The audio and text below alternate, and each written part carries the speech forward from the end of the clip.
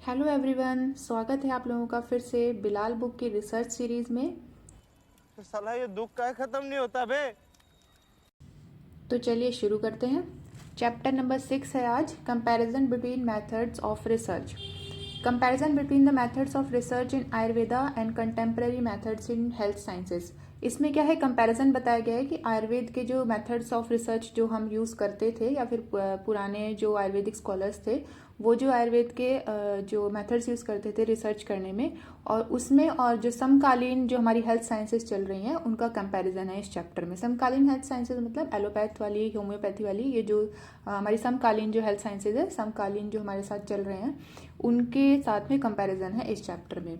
तो ancient Ayurvedic scholars adopted पंचअवयव वाक्य, प्रतिज्ञा, हेतु, उदाहरण, उपनय और निगमन एज मेथड्स ऑफ रिसर्च। तो मेथड्स ऑफ रिसर्च क्या हो गया हमारा, प्रतिज्ञा, हेतु, उदाहरण, उपनय और निगमन। इन्हीं पांचों चीज़ों के बारे में मतलब पंचअवयव वाक्य के बारे में इस चैप्टर में बात की जाएगी। बहुत ही छोटा सा चैप्टर है, बहुत ईजी चैप्टर है, लेकिन बहुत ही ज़्यादा इम्पॉर्टेंट चैप्टर है आज के लिए ये, और एग्ज़ाम में ज़रूर आता है। तो आप इसको ज़रूर पढ़िए और एग्ज़ाम से पहले ज़रूर पढ़ के जाइएगा। बिल्कुल रिक्स नहीं लेने का। प्रतिज्ञा। प्रतिज्ञा नाम साध्य वचनम यथा नित्य पुरुष इति। प्रतिज्ञा is the statement of what is to be proved. अब देखिए, हमने रिसर्च के जो स्टेप्स पढ़े थे शुरू में, आपको याद होगा रिसर्च के स्टेप्स जब मैंने पढ़ाए थे, तो उसमें उसको हम अब कंपेयर करेंगे हर जो हमारे पंचअवयव वाक्य हैं उनसे। तो प्रतिज्ञा क्या है यहाँ पे, what is to be proved. First step of research is to find the problem and then state and define it in proper way. तो याद रखेंगे जो फर्स्ट जो हमारा स्टेप था रिसर्च का, वही है हमारी प्रतिज्ञा। तो प्रतिज्ञा क्या होगी हमारी, प्रेपोजिशन और हाइपोथेसिस। बहुत अच्छे से याद रखना है, प्रतिज्ञा है वो प्रेपोजिशन या हाइपोथेसिस है।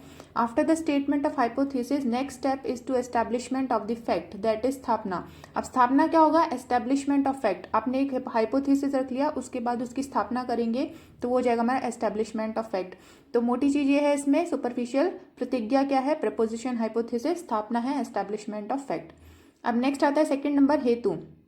हेतुर्नाम उपलब्धि कारणम तत्प्रत्यक्षम अनुमानम एति औपमेयमिति। तो आप ये देख लेंगे, पहले से पढ़कर आ चुके हैं सब लोग इसे। इसमें जो इंपॉर्टेंट चीज़ है वो ये है, हेतु can be considered as aims and objective. तो फर्स्ट स्टेप क्या है हमारा, जो फर्स्ट स्टेप था रिसर्च का या फिर प्रपोजिशन या हाइपोथेसिस, वो है प्रतिज्ञा। हेतु है हमारा AIIMS and objective, based on the need for taking research activity which is based on valid knowledge, that is प्रमाण। अब पीछे भी ये बताया था लास्ट चैप्टर में, आप्तोपदेश क्या है, ट्रेडिशनल नॉलेज, ऑथोरेटिव स्टेटमेंट। प्रत्यक्ष क्या है, डायरेक्ट ऑब्जर्वेशन। अनुमान है इन्फ्रेंस, और ऑप में है एनालॉगी। तो याद रखना है, हेतु क्या है, एम्स एंड ऑब्जेक्टिव। ये क्वेश्चंस आते हैं इसके ऊपर।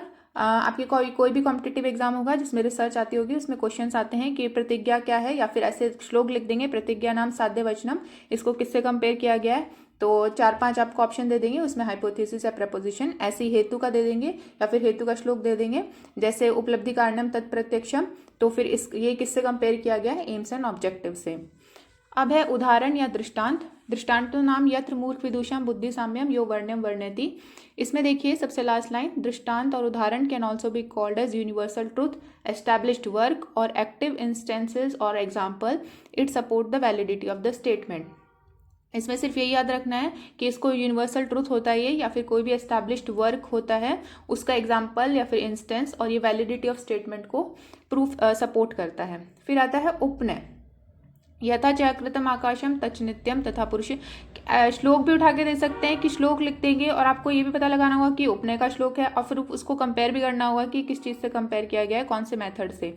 तो उपनय है हमारा, उपनय is relation between two things that it को relation, it can also be called as comparative study. तो उपनय क्या हो जाएगा हमारा, को रिलेशन या फिर comparative study on fact and figure to prove the hypothesis.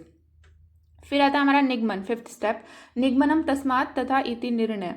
अब क्या बोल देंगे, तस्मात् तथा इति निर्णय मान लीजिए आपको लिख के दे दिया, तो आपको दो चीज इसमें फाइंड करनी है। एक तो निगमन आपके दिमाग में क्लिक हो जाना चाहिए कि ये श्लोक निगमन का है, और उसके बाद आपको ये क्लिक हो जाना चाहिए कि ये कंक्लूजन के लिए बोला गया है। तो निगमन क्या है हमारा, conclusion which is drawn through logic, sequence, example and को रिलेशन।